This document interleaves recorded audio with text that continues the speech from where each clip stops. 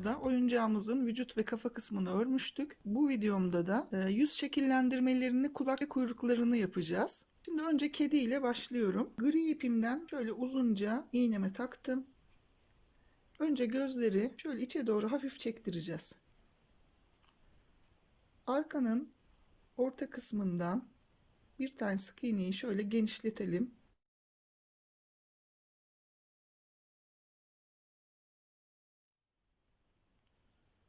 Bakın gözün ortasından ve hemen dibinden mümkün olduğu kadar yakınından çıkmaya çalışın gözün. İğnemi çıkarttım.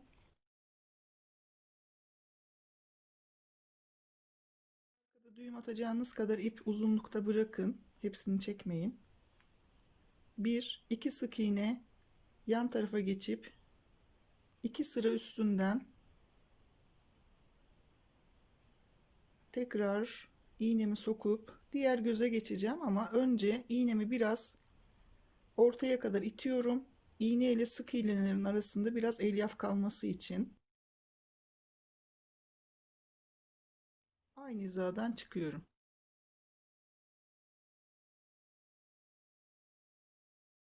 Bu gözün de aynı şekilde ortasından girip arka taraftan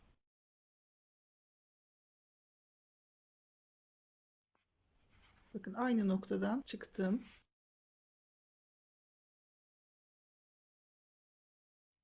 Elimle şöyle gözü düzelterek çekiyorum ve arkaya düğüm atacağım. Mümkün olduğu kadar çekin. Önce şöyle bir düğümümüzü atalım.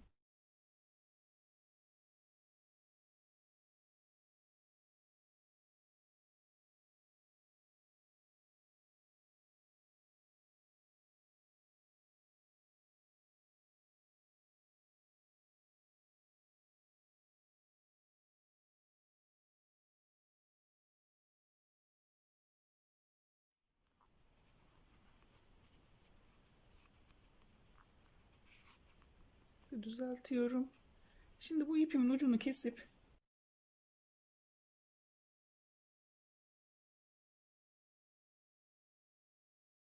ipi içeri aldım.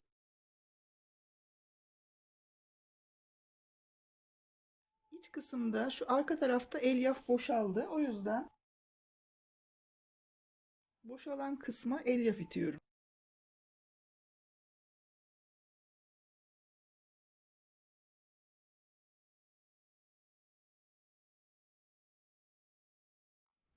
Bakın gözler içe doğru göçtü. Diğer türlü çok dışta kalıyor. O yüzden bunu yapabilirseniz çok daha güzel görünecek. Şimdi göze şekil vermek için şöyle kalın bir siyah ipimden taktım, amigurumi ipi.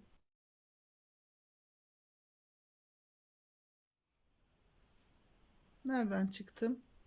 Gözün bittiği sık iğnenin bir üst sırasından ve bir sık iğne yandan, bakın iğnemi çıkarttım. İyice çekiyorum. Gözün üst kısmındaki sık iğneden iğnemi sokup 3 sık iğne sonra şöyle ortalayarak çıktım bakın. Siyah gözün içine kaçmaması için oraya tutturacağım.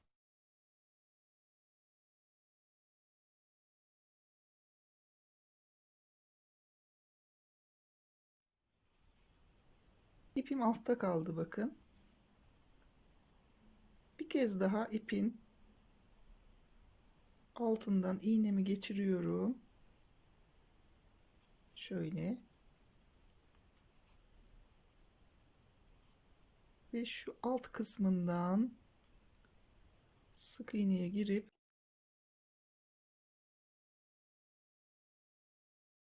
uç kısma tekrar çıktım.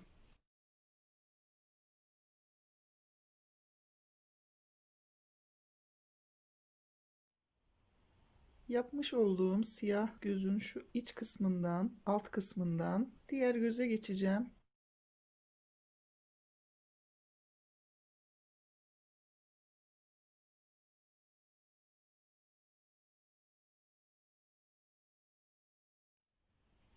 Normalde şurada sık iğnenin olduğu yerden de çıkabilirdim ama sık iğnenin ortasından çıktım. Burada tam şu dipten çıkarsam gözün altına kaçabilir diye. O yüzden sık iğnenin ortasından aldım. Burada yine bir sık iğne sonrasından üstten giriyorum. 3 sık iğne sonra gözün üst kısmından iğnemi çıkartıyorum.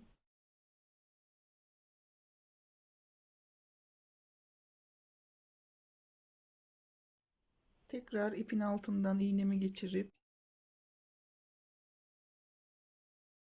gözükmeyecek şekilde alt kısımdan, alttaki sık iğneden giriyorum. Ve uç kısımdan çıktım.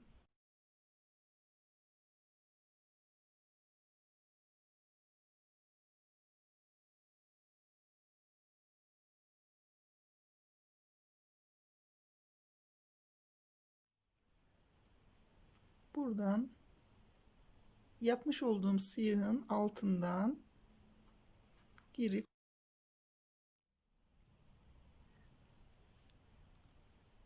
şurası siyahı yaptığımız yer, yani gözün üstünden bir iki sıra yukarıdan çıkmış oldum ve çıktığım yer gözün yan hizası, bakın. Şu gözümüzün bittiği sık iğnenin olduğu hiza.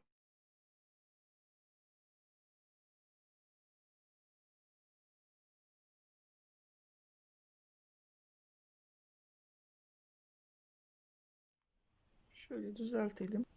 Şimdi 1, 2, 3, 4 sık iğne sayıyorum. 2 sıra yukarısından girip 7 sık iğne sonra çıkıyorum. 1, 2, 3, 4, 5, 6, 7. Diğer göz için.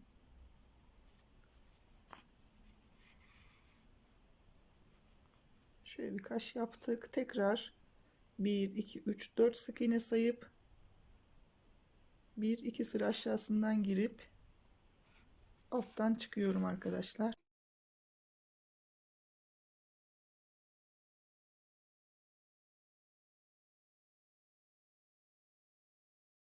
Şimdi siyah ipiniz kalın değilse 2 kere falan yapın. Hem şu göz kısmını hem kaşları, çok ince kalmasın.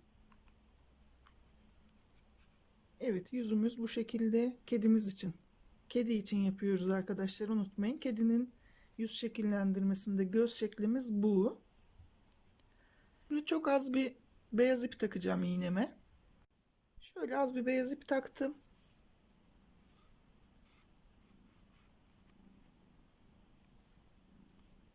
İğnemi şuradan çıkarttım. Yani gözün bittiği sık iğnenin bir sıra üzerinden, hemen dibinden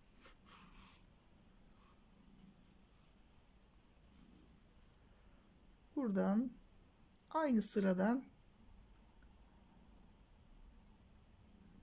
iğnemi sokup karşı tarafa geçeceğim.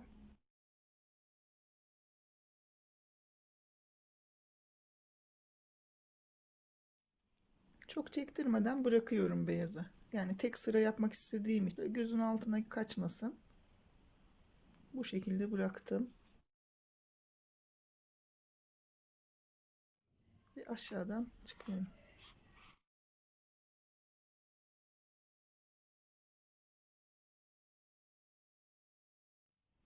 Evet, bu şekilde. Bunu insan kafası da yapabilirsiniz arkadaşlar. Aklınızda olsun. Bir bebeği saç yaparak, ağız yaparak, küçük bir burun yaparak bir vücudun üzerine bunu normal bir bebek kafası da yapabilirsiniz. Şimdi şu ikisine bir düğüm atalım.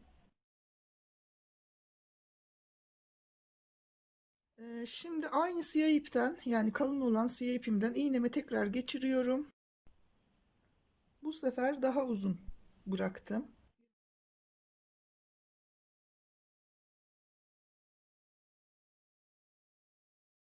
Şimdi şu kısmın dolu olduğuna emin olun.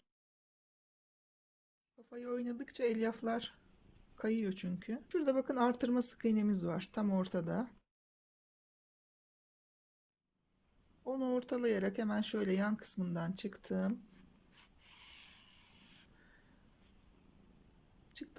Çıkmış olduğum noktadan 4 sıra altına inip tekrar iğne ile sık iğnelerin arasında elyaf kalması için iğnemi şöyle hafif yarıya kadar falan sokup ondan sonra döndürüp aynı noktadan çıkıyorum.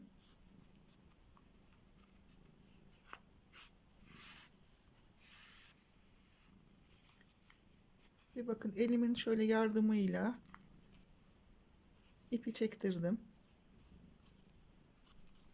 Tekrar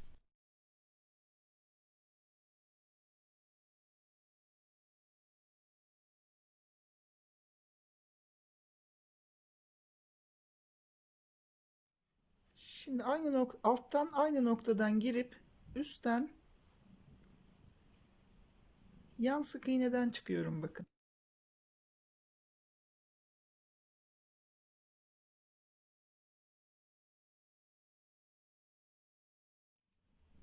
Şunun yan sık iğnesinden.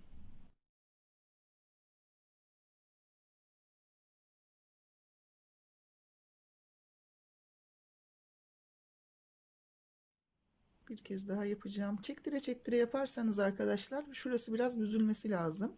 Yukarıya doğru çekmemiz lazım.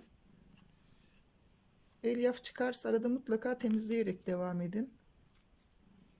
Çirkin bir görüntü olur, daha sonradan temizleyemezsiniz.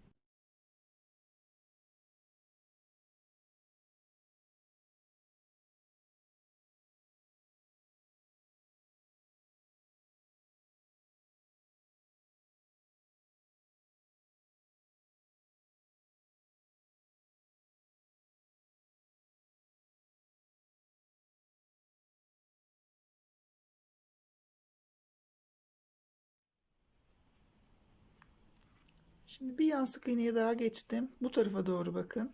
Ortadaki şu ilk yaptığımız sık iğnenin diğer yan tarafından çıktım.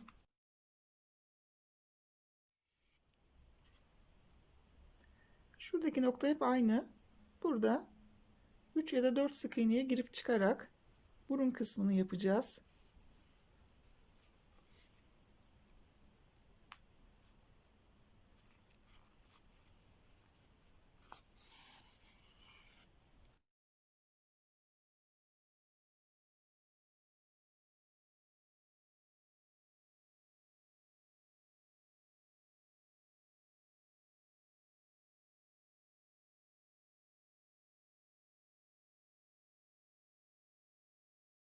Her birine eşit girip çıkmaya çalışın arkadaşlar. Belli bir süre sonra biraz girip çıkmak zorlaşacak ama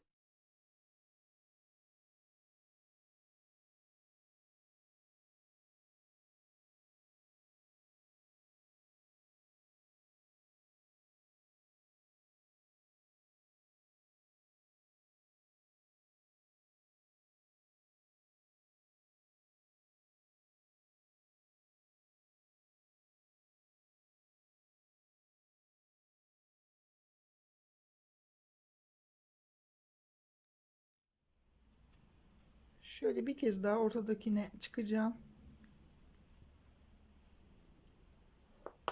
Bakın iğneden yerden yardım alıyorum. İtmek biraz zor oluyor o yüzden.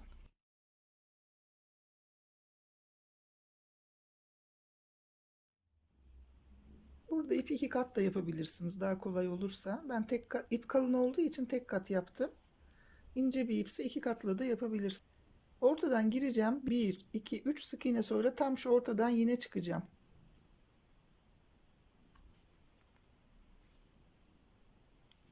Şimdi artırmalar, eksiltmeler olduğu için göz kararı çıkın arkadaşlar. Aynı sık iğneyi takip etmeyebilir çünkü eksiltmeler var. Şöyle göz kararı ortalayarak çıkın. Alt uçtan girip bir kez daha şöyle çıkıyorum. Ve bunu da bakın elimle şöyle iterek çektiriyorum.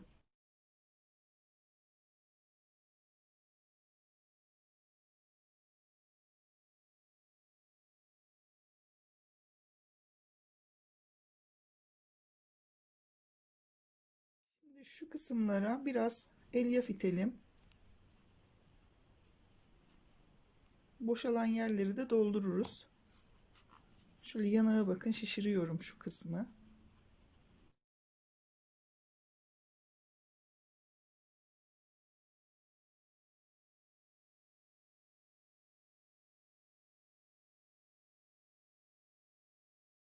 Şöyle yanağa doğru iyice ittim. Bakın taş gibi iyice doldurdum. Çünkü yaparken elyaf orada arkaya doğru gittiği için form bozuluyor.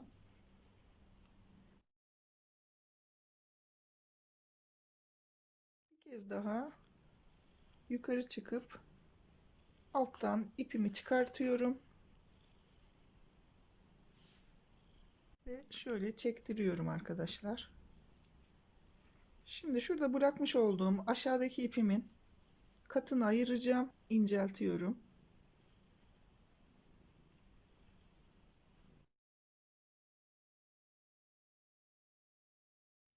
Şöyle bakın incelttim. Ayrı bir ip de takabilirsiniz. İnce bir ip. Buradan çıkartacağım iğnemi. 6 sık iğne saydım ve şu yapmış olduğum yerin bir sıra üstünden iğnemi çıkartacağım.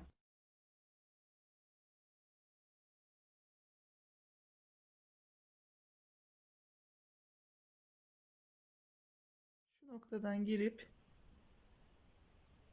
1 2 3 sık iğne sonra bir alt sıradan çıkartıyorum iğnemi.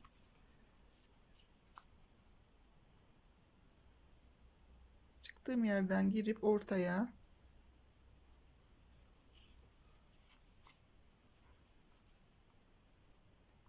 şunu da bir şöyle düzeltelim. Şöyle. Şimdi bu tarafı da aynı şekilde yapacağım. Göz kararı şöyle yapayım. Şimdi arkadaşlar azaltmalar olduğu için sık iğneleri sayarak yapamıyorum. Çünkü burada eksik, burada fazla falan oluyor. O yüzden göz kararı yapalım.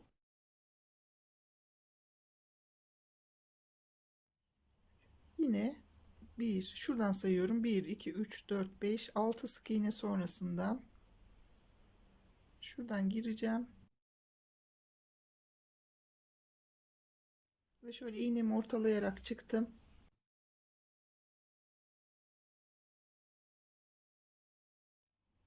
Herhalde düzgün gerdirip aynı noktadan girip aşağıdan çıkıyorum. İpim az kaldığı için aşağıdan çıktım. Eğer yeterli kalsaydı yukarıdan bıyık için çıkacaktım. Şimdi onu orada bırakalım. İpi bu sefer tek kat yaptım. Burada 2 kattı şurada. 2 kata düşürmüştüm. Bu sefer tek kat. Bıyık için şu burnumuzun hizasındaki sık iğne aynı sıra 1 2 3 sık iğne sonra çıktım. Buradan sayıyorum. 1 2 3 4 5 6 7 8 8 sık iğne sonra girip 2 sık iğne sonra 2 sıra yukarıdan çıktım. Şöyle bakın. Bu keyfe kadar beğendiğiniz noktaya da koyabilirsiniz. Aynı noktadan girip 2 sıra altından 1 2 sık iğne önce 2 sıra altından yine çıkıyorum.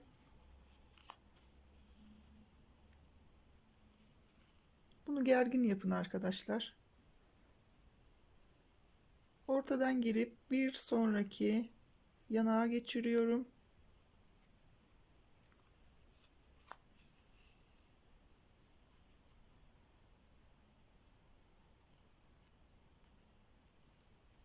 Şöyle bakın. Bu tarafta da aynı şeyi yapacağım. Şimdi 8 sık iğne sonra gireceğim. Diğerleri ikişer sıra arayla 6 sık iğne sonra oluyor. 1 2 3 4 5 6 7 8. Çok tatlı oldu. Şu arkada biraz boşluk kalmış. Oraya elyaf iteceğim ben arkadaşlar. Şöyle tığımın arkasıyla.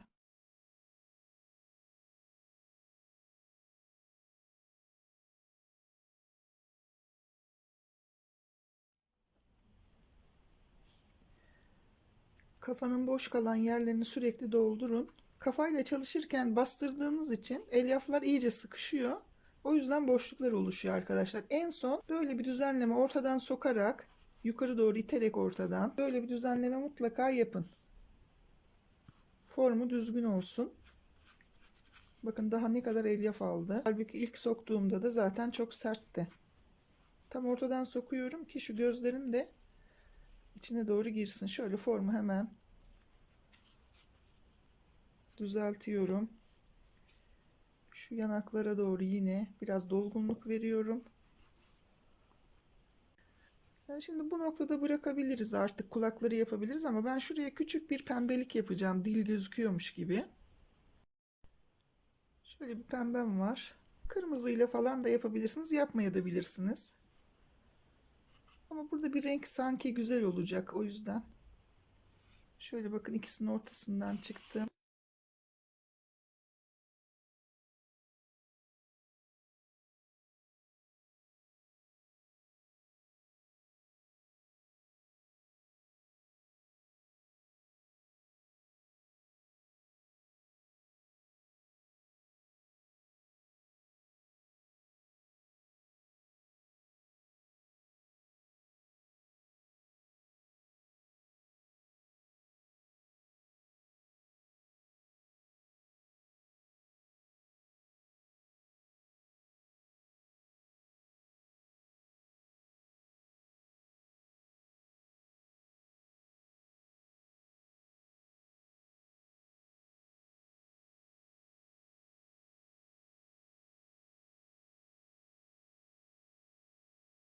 Gördünüz mü? İşte böyle deneye deneye bir şeyler çıkıyor. Şimdi buna da şurada bir uç bulalım da düğüm atalım. Ondan sonra bitirelim, kulağa geçelim. Diğerlerini de yapmamıştım, ilk yaptıklarını, ama bu güzel oldu. Çok tatlı. Arkadaşlar şimdi kulaklarını yapalım. Kedimiz bitsin. Ondan sonra köpeğin yüz şekillendirmesini göstereceğim size. Şimdi kedinin kulağı için sihirli halka yapalım. Sihirli halkanın içerisine 6 tane sık iğne yapalım.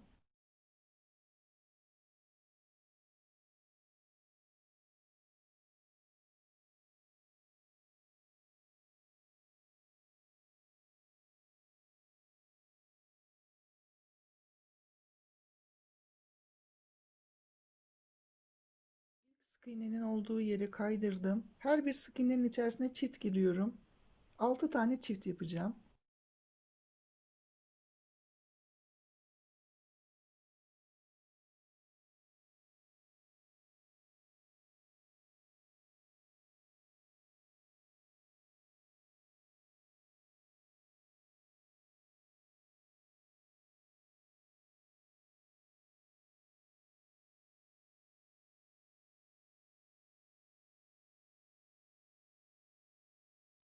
Altıncı çiftimi yaptım. Buraya işaretleyici koyun arkadaşlar. 12 tane sık iğnemiz var. 12 sık iğnemizi bir sıra örelim.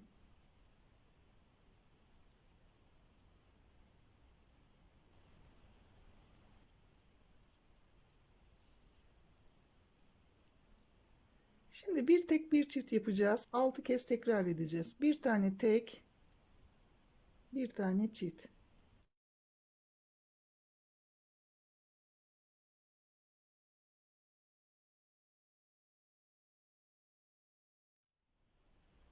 Bir tane tek, bir tane çift. 18 tane sık iğnemiz oldu. Bir sıra 18 sık iğnemizi örelim.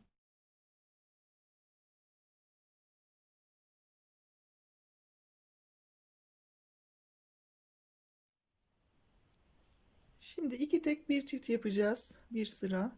İki tek bir çift örelim. Bir, iki, bir tane çift.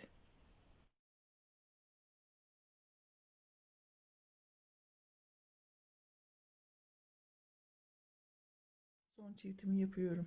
24 tane sık iğnem var. 24 sık iğnemizi 2 sıra öreceğiz. 2 sıra örüp sıra başına gelelim arkadaşlar.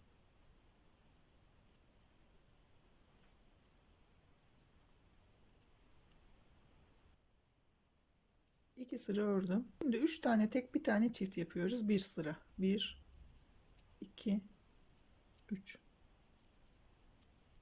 Bir tane çift.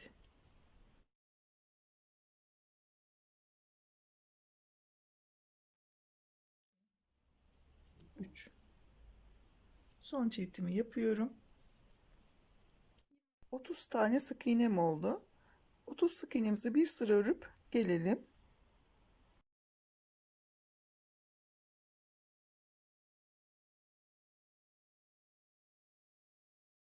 Evet, bir sıra ördüm.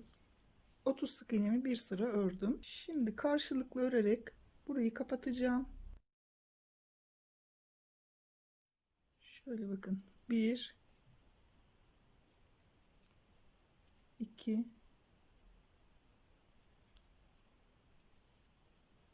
3 4 tane sık iğne ördüm. Yanındaki sık iğneden ilmeğimi alıyorum. Bir sonraki sık iğneden de ilmeğimi alıyorum. İkisini birlikte örüyorum. Yani burada kesmiş oluyorum. Bir tane azaltmış oluyorum. Tekrar sıradaki sık iğneden ilmeğimi aldım. Bir sonraki sık iğneden de ilmeğimi aldım ve burayı da birlikte ördüm. Bir kez daha keseceğim. Burası ortaya denk gelecek. O yüzden şöyle 3 tane kesmiş olduk. Tekrar tek tek 1 2 3 bir tane de şu köşeye yapayım havada kalmasın. Şöyle 4 tane de oraya yapıp bitirdim. Şöyle uzunca bir ip bırakın arkadaşlar dikmek için.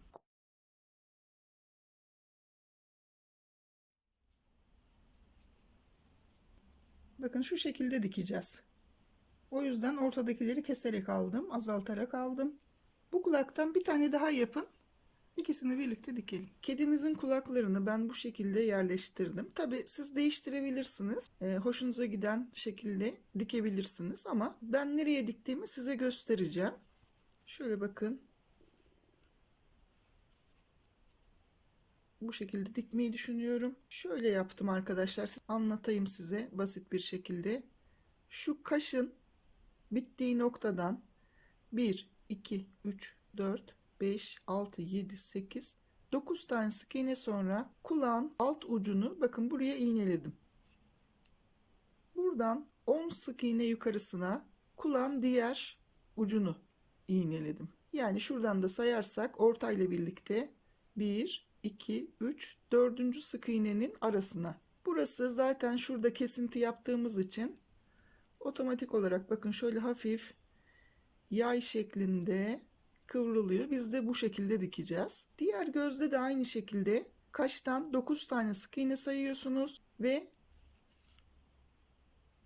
yukarıdaki sık iğneyi de 10 sık iğne yukarısına ya da buradan 4. sık iğneye de bunu tutturuyoruz. Biraz daha arkaya doğru, tam yan değil, bakın dikkat edin. Şuradaki artırma sıramız var bakın. Şurası artırma yaptığımız yer. Oradan baz alarak yerleştirebilirsiniz. Öne almak isterseniz, hani biraz daha önde dursun isterseniz öne de alabilirsiniz tabii, bir sıra falan. Ama ben burayı uygun buldum. Burası çok güzel göründü gözüme. Şimdi nasıl diktiğimi de göstereyim.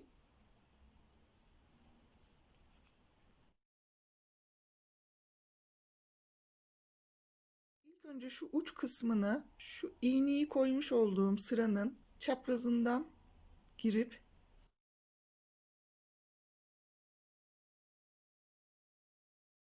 iğneyi koyduğum sık iğneden çıkarak oraya bir tutturacağım. Bu şekilde.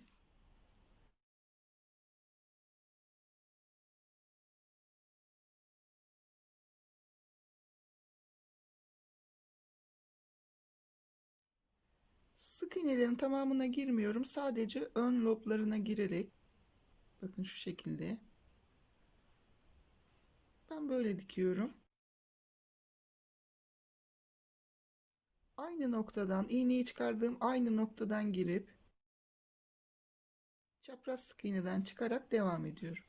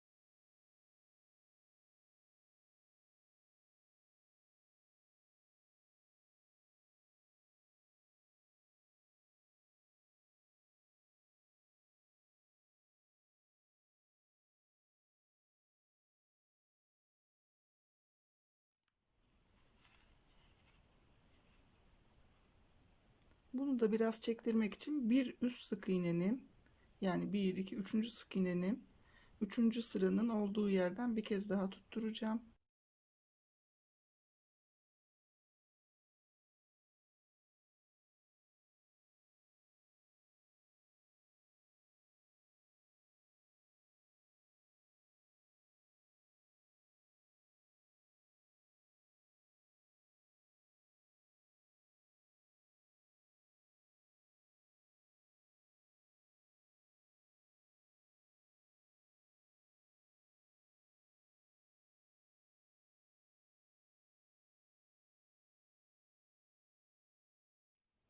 Evet, bakın bu şekilde diktim. Bu kulağı da aynı şekilde dikeceğim. Onu göstermeme gerek yok. Burada gösterdiğim şekilde bu diğer kulağı da dikeceğim. Ondan sonra birlikte devam edelim arkadaşlar. Dikip geliyorum. Bu diğer kulağın başlangıcını göstereyim de arkadaşlar nasıl yaptığımı. Şimdi 4. sırada şu toplu iğne, oradan başlamıyorum. Yine burada biliyorsunuz bir üst sırada en son bitirmiştim. Yine bir üst sıradan tutturarak, bakın şurada, yine burada bir üst sıradan önce tutturuyorum. Çektiriyorum kulağı oraya, ucunu.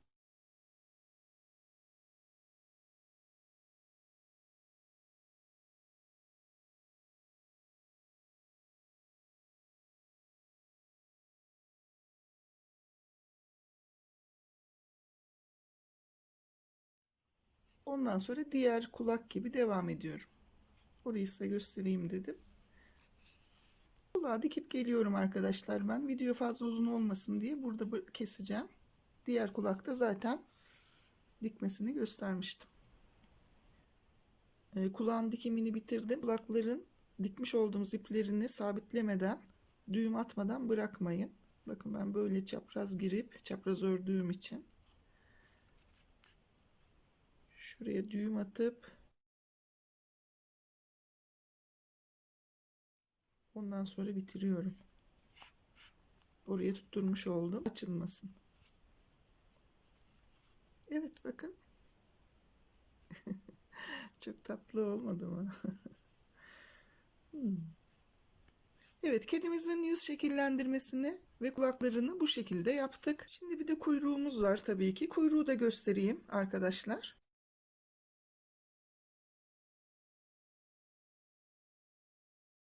Sihirli halka ile başlıyorum. 5 tane sık iğne yapıyorum.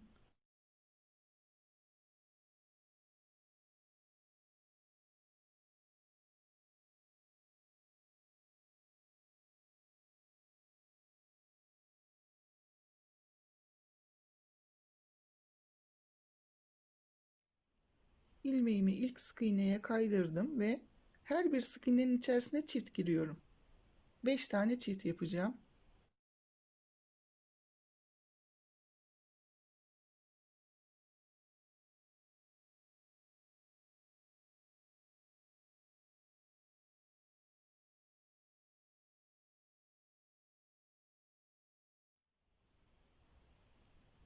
Sık iğne sayımı 10 sık iğneye çıkarttım. 10 tane sık iğnemi 6 sıra örüyorum.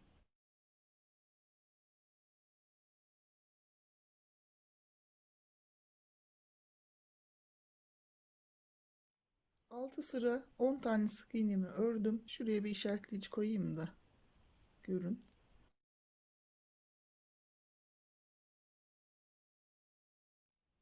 Bir, iki tane sık iğne yapıp bir tane artırıyorum. Kalan sık iğnelerimi örüyorum.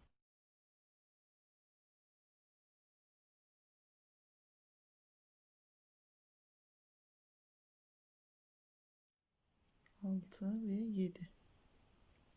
7 sık iğne ördüm. Sıramı tamamladım. Şu an 11 tane sık iğnem, bir sıra örüyorum.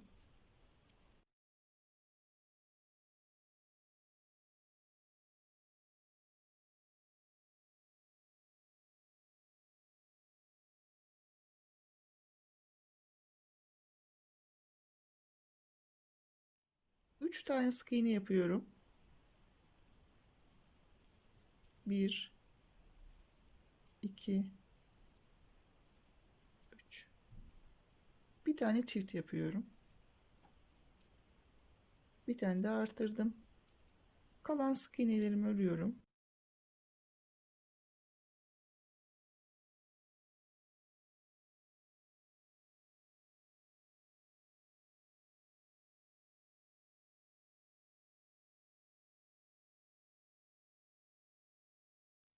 Yedi sık iğnemi ördüm. Sıramı tamamladım.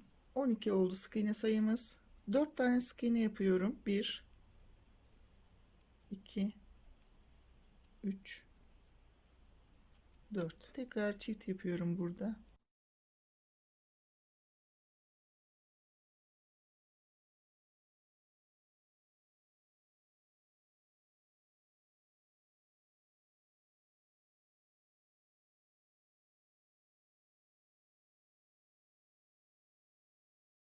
On üç tane sık iğnemiz var arkadaşlar. 13 tane sık iğnemizi 8 sıra örelim. 8 sıra örüp sıra başına gelelim. 8 sıra ördüm arkadaşlar. Şimdi buna çok az bir elyaf koyacağız. Şöyle basık durmayacağı kadar, taş gibi doldurmayın. Çok az elyaf koyacaksınız.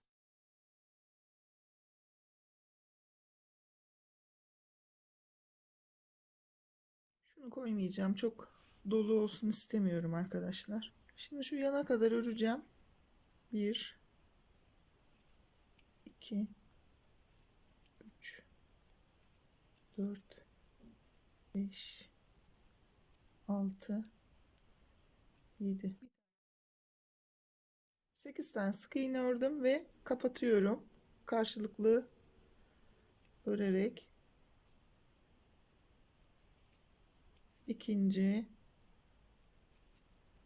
üçüncü, 4,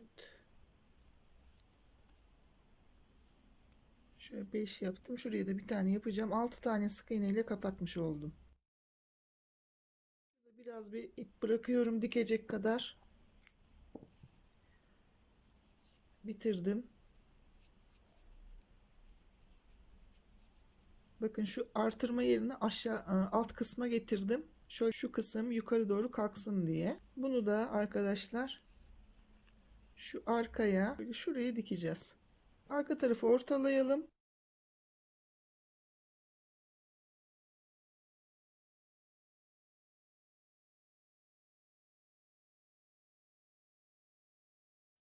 Şurada bakın son artırma var. Son artırma yaptığımız sıranın 4 sıra üzerine buraya bu şekilde dikelim. Ondan sonra kuyruğumuz da bitmiş olsun arkadaşlar.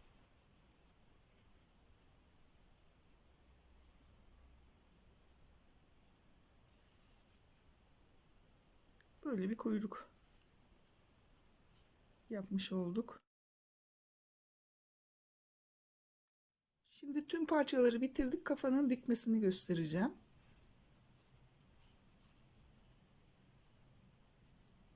Şöyle ayarlıyorum.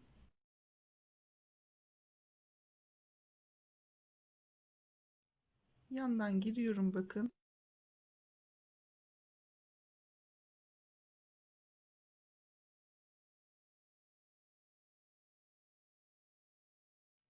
Gövdeden de girdim. Yandaki.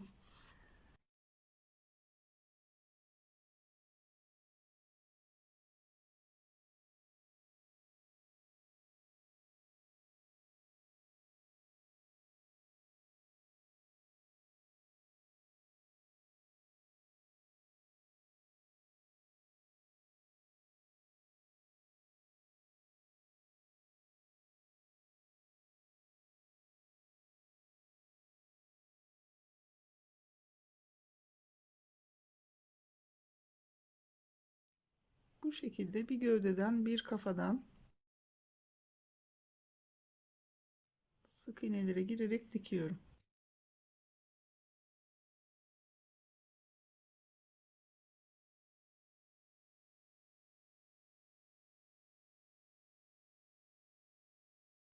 Arkada şöyle bir küçük bir boşluk kalana kadar diktim. Buradan biraz elyaf ilave edeceğim. Boyun kısmına. Şöyle gövdeye doğru iterek.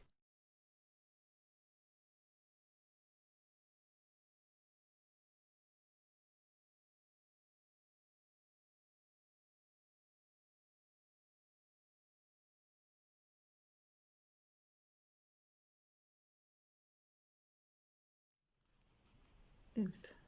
Az bir elyaf yeterli olur. Yani şurada boşluk kalıyor. İlave etmezseniz arkadaşlar, o yüzden boyun için bir şey koymuyoruz. Boyun çok kısa olduğu için bir aparat kullanmıyoruz.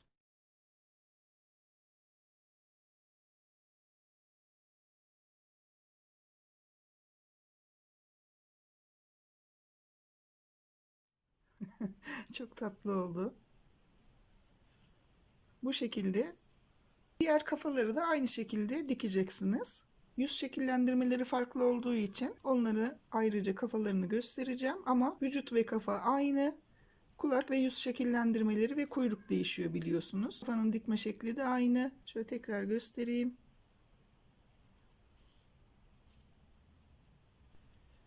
Evet arkadaşlar, kedimizi de bu şekilde bitirdik. Onun da şöyle kulağına bir aksesuar koydum.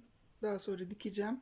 Boynuna ya da kulaklarına böyle aksesuar yapabilirsiniz. Gerçekten çok sevimli oldu. Öncelikle tabii ki ne yapıyoruz? Kendimizi alkışlıyoruz. Çok teşekkür ederim benimle birlikte olduğunuz için. Lütfen beğen butonuna basmayı ve abone olmayı unutmayın. Daha sonraki videolarımda görüşmek üzere. Şimdilik hoşça kalın, sevgiyle kalın.